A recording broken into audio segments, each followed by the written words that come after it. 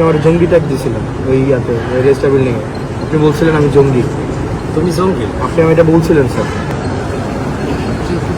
Realisation হয়েছে কিনা আপনাদের যে আপনাদের ভাই মোবাইলগুলো বন্ধ করে এটা তো রিয়েলাইজেশন হয়েছে কিনা আপনার অপরাধ করছেন? আমরা তো ছিলাম বলতে স্যার, আমরা তো আপনারা অপরাধ করছেন যে ছাত্রলীগ নির্যাতন নিপীড়ন করছে, আপনারা এগুলো ইন্ধন দিচ্ছেন, এগুলো নিয়ে স্যার আপনার অনুতপ্ত কিনা স্যার? তোমার এই কথাগুলো একটু কেমন না আসলে? কেমন না স্যার? আপনি তুমিও তো আমাদের মধ্যেই ছিল। না, আমি আপনাদের মধ্যে ছিলাম, আমি আপনাদের বিরোধিতা করছি না, আমি আপনার বিরোধিতা করছি। আপনি আমার জঙ্গি ট্যাগ দিয়েছিলেন ওই ইয়াতে রেজিস্টার বিল্ডিং এ। আপনি বলছিলেন আমি জঙ্গি।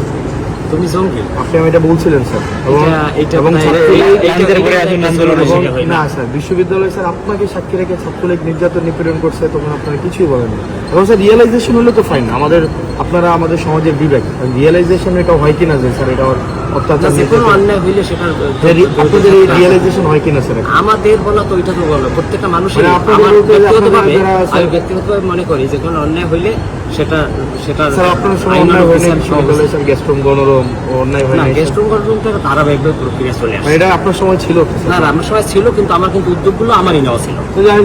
নিরসনের না হাসনাত, এটাও তুমি জাতি হিসাবে আপনাদের লেখাপড়ার তারপরে কাজের মধ্যে এই জিনিসগুলো আসা উচিত, রিফ্লেকশন হওয়া উচিত। এটাও তুমি স্বীকার করবা যে পদক্ষেপগুলো সেগুলো কিন্তু আমিই নিয়েছিলাম। এটাও আপনারা সবসময় ডিনাই করছেন, কোন অর্থে সেটা ভিন্ন, কিন্তু শুরুটা কিন্তু আমিই করেছিলাম। নির্যাতন নিপীড়ন সহযোগিতা করছিলাম। না, ডিনাই করাটাও অন্য জিনিস, ডিনাই করাটা তো অপরাধ। যারা প্রক্টর স্যার ছিলেন উনি বারবার ডিনাই করছেন। না, ডিনাই ইতিহাস সবাইকে ভালো থাকবে, শুভকামনা।